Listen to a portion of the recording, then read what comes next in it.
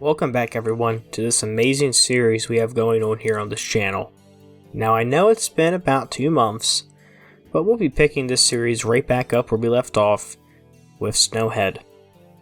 And for Christmas, I think it's great and it's really convenient that I was lazy enough to delay this video, so it'll fit the theme with the winter time.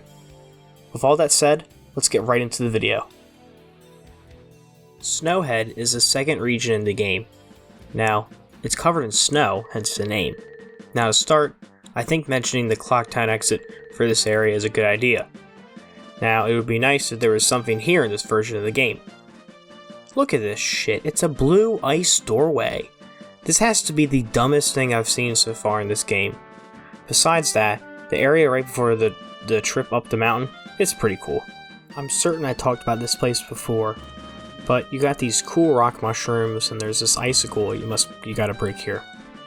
I like the breaking of the icicle since it requires you to use the bow and arrow you obtained in the last dungeon. It's pretty badass in all honesty. The area after this is a trek up the mountain towards the mountain village, which really isn't a village at all, since the entire place is frozen over and there's only one building here and it's not even functioning. The hearth there is frozen, but if you use a fire arrow, it'll come back to life. Also, what I noticed, the chimney will be lit after this, so there's like some really good attention to detail here, and I do really like it. There is also Goron on the small cliff here, who's just chilling around. He'll give you that mask he's wearing later on in your quest if you give him a rock sirloin. The shrine's also here, where you get the Darunia mask, but you need to you need the Lens of Truth to get this. From the mountain village, there are a few places you can go. These are up to the temple, the hot spring, and the Goron Village. First, we will cover the Goron Village, since this is where I went first. On the path to the Goron Village, I struggled to find anything to really write about here. I had to dig deep into things that I want to talk about here, like how the pathway up is pretty basic, at least it looks cool. This is also where you enter the Goron racetrack, which is a really fun minigame, and the payoff is possibly the best upgrade in the entire game, hands down. In the village itself, the floating ice blocks are used in a small quest here to get the Lens of Truth. Gabora will drop his feathers onto this, and you have to land on them. Now, I'm going to be completely honest here. When I first saw this when I was pretty young, I thought this was the coolest thing in the entire game. As it turns out, you weren't actually on his feathers. You were on the invisible ice blocks. So you got trolled essentially. Also, when you come back here after you beat the temple, the ice blocks are completely gone. I assume they melted. I'm not exactly sure why there's not floating blocks of water in the sky, since the ice was already suspended there. I'm not really sure what happened here. They're just gone. You can ask Nintendo yourself, I guess. You can also see the stone tower in the distance, reminding you how close you really are to Icona Valley. Now I think it's cool, to me at least, that the Gorons live so close to Icona Valley. The color palette in the landscape, to an extent in Icona Valley, are quite similar to Death Mountain in Ocarina of Time, so possibly these Gorons immigrated to Snowhead at one point, and they originally lived in Icona. I'm not sure if there's any evidence for this at all in the game. I just think it's a neat little theory. Nonetheless, both of these areas are mountains, so it is a bit of a stretch. Other notable places around here include the figure 8 design of the area. Also, the Goron who's rolling up hills in a snowball. You'll know what I'm talking about. I guess he's like an unstoppable force to say, because he's rolling up a hill in a snowball and nothing's pushing on him. Also, the Goron Shrine is also pretty cool. I hate the baby whining, so I try to be pretty quick in here. But in my super quick look around, just getting footage for the video, I noticed that the rug here acts like ice. And this is because you need to do a Goron roll out of here at one point. Now what I also noticed is that there's a shop here. Yes, there is a shop in this shrine. I don't know why it's not forget about the lore elements, it's cool. Now, I really like this shop. It's on this small cliffside to an underground river, and it really reminds me of a Zelda 64 type photo. It reminds me of classic Zelda in 3D. They also have an assortment of ores on a shelf there, and on the wall there's a big vein of ore. And it's just a super cool part of the game, I think. You can look down and see the water going by. In the camera angle, it's just everything about this shop may honestly be the coolest thing in this entire game I've discovered so far by doing these videos. I can't believe I've never came across this shop before. It's so cool. You guys can see it on the screen. This is awesome. It is definitely one of my top 10 Zelda locations. Next, we can talk about the spring. Now, this area in the game does hold a lot of significance, but there isn't really much to say, I think. It does have cool lighting, I can't give it that, but besides that, nothing of note really sticks out to me. I do like the cutscene where you get the mask. I do like how it's kind of like a cemetery. Oh, that's cool and all, but it really does its purpose, and I don't feel like there's a lot of extra stuff here.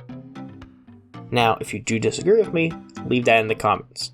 The last main area is the temple. Now, unlike the last deep dive of an episode we had, I'm not going to go into the temple as much as we did. I do want to talk about the road leading up to the temple, the basics of the temple itself, and the boss fight. The road leading up to the temple is pretty cool, I think.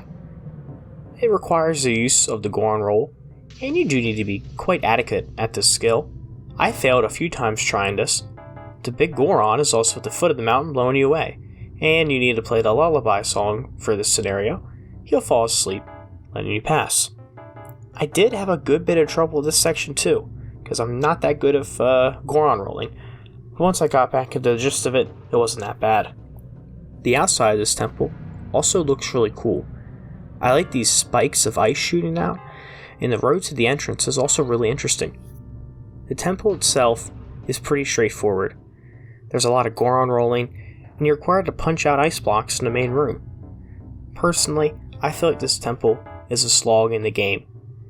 And Great Bay, too. We'll get that to the next episode. But if there were more uses of the Goron roll, I would love this temple so much more. I really enjoyed the section of the moon with the Goron mask, and I wish the temple was more like this. Fun, movement-based gameplay. As for the boss, Gaunt, he's alright. Sometimes he can be a little bit of a pain in the ass, but it's really not that difficult if you know what you're doing.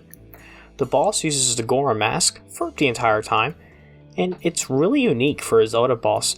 I can't think of another boss like this in another Zelda game. After you beat the boss, everything changes, and now winter passes on, and it's now springtime. Since it is spring, a lot of the snow is melted, and just forget about some flash floods. Only some of the snow melts. In fact, it seems as if certain areas of this region are still in sub-zero temperatures. There's only spring temperatures in the main areas you're in.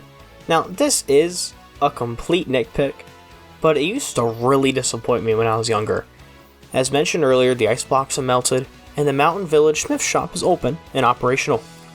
The Mountain Village is also super springy, if you know what I mean. Goron City is no longer as frozen over, and you can see the rock ground. Now, if you headed back to Snowhead Temple, you'll see that the big Goron is awake and he doesn't remember what happened before. Overall, Snowhead is a cool little area. Stay tuned for the next area. Wait, hold on a second. Wait, I think I'm actually getting a Christmas transmission.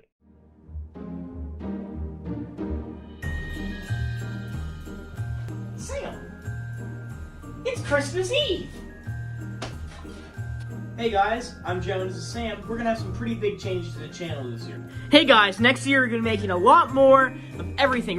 First thing, we're migrating channels. So we're taking the JCF cast and putting it on the JCF cast channel. Isn't that crazy? And then we're keeping all the movies on Sam and Joe Productions. And any gaming video we make is gonna be on Joseph the Gamer. I'll link down in the description. I'll link all of them in the description. We have a PayPal. Nobody's donating to it. Like, what the heck, bro? Donate to our PayPal. We got all this crazy stuff going on. It's gonna be a great next year, guys. Let's pass it over to Sam. Alright guys, so next year we're gonna be making more movies, more podcasts, and have a wonderful Merry Christmas. Well, that seems to be a little late, but it still stands or whatever. I'd like to thank all of you guys who tagged along for 2024, and hopefully we'll have a good 2025. I'd like to thank you guys for watching. This is kind of like an end of year wrap up. We gained a lot of subscribers, so I'd like to thank you guys for that. It's appreciated. I hope you guys enjoyed this episode. I enjoyed making it. It was a little bit easier than the other ones. I don't know why it was so much easier. Probably because this video is so much shorter. But I enjoyed it. Hope you guys enjoyed it. Hope you guys stick around with the channel for 2025. Like I said in the Christmas video, 5 years ago almost now, there will be more videos coming. All that podcasting and stuff and the gaming channel doesn't really exist anymore. You can just ignore it. But that's about it. I'll see you guys in the next episode where we talk about Great Bay. Hope you guys have a good day. Make sure to like, subscribe, and all that other stuff. Share it with your friends, and I'll see you guys next episode.